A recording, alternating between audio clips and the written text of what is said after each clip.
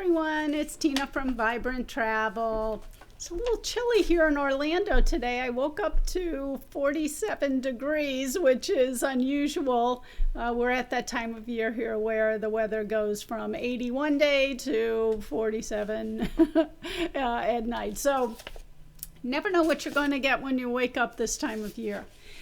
But it made me think about a getaway, and I started thinking about cruising, so I thought I'd take some time to talk with all of you a little bit about cruising for the first time and some things you may or may not know. So my little cheat sheet here. So first time, what kinds of things should you expect? Well, the first thing is getting on the ship, and to avoid any issues getting on the ship, one of the most critical things is to make sure that whatever documentation you're using to get on the ship matches your reservation. So when your travel agent asks you for the name as it appears on your passport, you'll hear those words quite a bit, or as it appears on your documentation, your birth certificate, what have you, depending on where you're going and what you're using as verification of citizenship. Make sure it matches. Really important. You don't want to be turned away at the pier when you're really excited about going on vacation. So real important. Another thing that your travel agent can help you with, if you get seasick, or if you don't know if you get seasick, a couple of things you can do to manage that. First of all, if you don't know, that one's a little more difficult. Bring something with you. The doctor on the ship can give you something, but you're going to have to pay for it. So I would suggest that bring some Dramamine or Bonamine or whatever version of that you need. Bring it with you. They have wristbands. They have patches you can put behind your ear. The difficulty is if you don't know and don't take anything, your first day might not be as pleasant. I take mine when I leave the house. I only live about 45 minutes away from the place I sail from when I sail to the Caribbean. So I grab something on the way out, and I take one every day. I take Dramamine. It does make you a little drowsy, so keep that in mind. The other thing that is really critical is where you are on the ship. Now, your level of seasickness will determine the importance of this, but best place to be is lower and in the center. So midship rooms are important. So when you're going through and getting all these flyers and seeing all these wonderful deals on cruises, they're probably not midship rooms. So keep that in mind. Your travel agent can help you. We can, when we go in, we'll book the best room for you. But midship generally better. If you think about a ship that's sailing through the water, the front is the one that's moving the most. Now, obviously it's not doing this. It's a big ship, but that movement does still happen. So you're better off midship first, sort of a little bit to the back if you have to, or the back, and then the last place you want to be if you get seasick again is in the front. So some things to do to help with that. Medicine and location on the ship. So a couple things to think about. And if you're partying a whole lot, you're probably going to get seasick. So keep that in mind if you're willing to deal with the seasickness. So let's see. So some other things that you may want to purchase on the ship.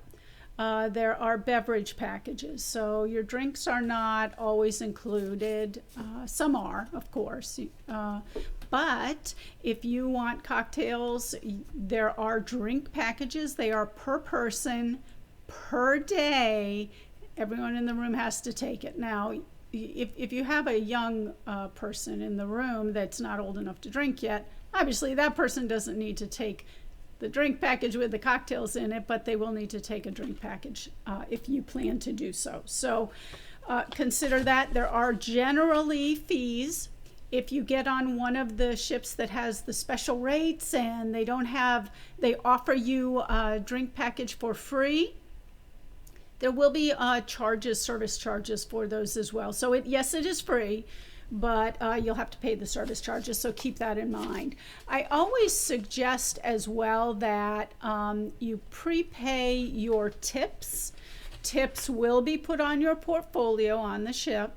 And if you prepay them, you don't have that surprise at the end of the cruise. It's based on the length of the cruise, and you can pay them in advance. So always a good idea to do that. You don't have to, but saves you a little at the end, a little in terms of planning and what you're going to see on your portfolio, depending on how many shore excursions and how many cocktails you paid for if you didn't buy the drink package or if you overindulged and exceeded the drink package. So keep that in mind. Back to the drink package just for a second. You can order water. One of the things, I'm a big water drinker. One of the things I do is I will order a case of bottled water and have it delivered to the room. You will start getting those emails from the cruise ship and what have you to start purchasing these things. And I find that really helpful. I just keep it in the room and I have water available all the time, bottled water. So we talked about tips. Loyalty programs. Sign up for the loyalty program. If you don't think you're going to cruise on this cruise line again, you never know. You might. So sign up for it. What do you have to lose? There's really no disadvantage to signing up for the loyalty program, and you get to board earlier next time if you go on the cruise. Plus, you'll start to get perks and things like that the more you cruise. So always good to do that. Specialty dining. You generally eat in a dining room. You can eat at the buffet if you want, but a lot of ships have specialty dining. So the food's free in the standard dining room, and in some cases, like Disney, they have rotational dining. So you go to different dining rooms, and that's all included. But the specialty restaurants are more of the upscale restaurants that would be on the ship. And there's generally a fee to do that. Do that as soon as you can. Sometimes you can plan in advance before you get on the ship. Sometimes you have to wait till you get on the ship. Depends on the cruise line. But fun to take advantage of that, especially if you're there on a special occasion, anniversary, birthday, you want to celebrate something. Fun to do those, but know that there is an extra fee for the specialty dining. Use the app that the cruise line recommends, and that will help you while you're on the ship. Some are really very impressive. Others just will give you basic information, but very handy. And photo package, that's another option that you can take, and there are a variety of options with the photo packages, everything from a CD or just a digital version that downloads, which is usually what I get. You can buy a certain number of pictures if you want to do that. So especially on formal night, it's sort of fun. You stand in front of all of the different backgrounds and get your picture taken when you're dressed formal wear or cocktail dresses, what have you. If you have a photographer in the group and you don't want to do that, it's purely optional. So, make that choice. You will start getting discounted emails and things like that once you sign up. So hold off for the discount when you're doing that. And last but certainly not least, travel protection. I always recommend travel protection, and the reason is that you just really never know when something's going to happen. Now, there are a whole series of levels of coverage, everything from a basic coverage where you have your medical in case you need it, your cancellation as long as it's within a certain amount of time, or for a what they call a valid reason, generally a medical reason, but for a valid reason. You can get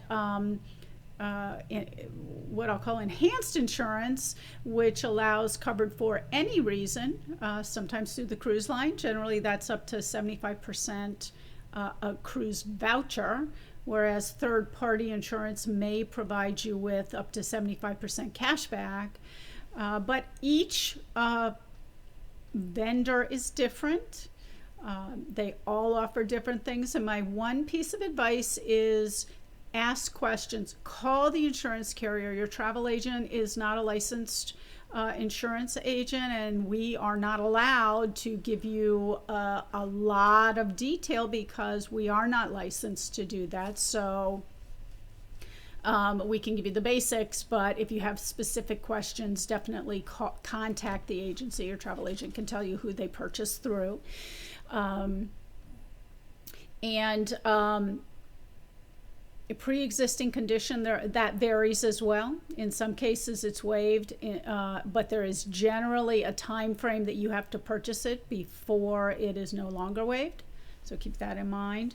And one other thing I guess I really should mention, and I'm sure I've mentioned it on other videos, and that's traveling without a passport. So in some cases on what we call a closed loop or US to US, same port, you can travel without a passport. However, you may not be able to get off the ship if you're going to a country that requires passport.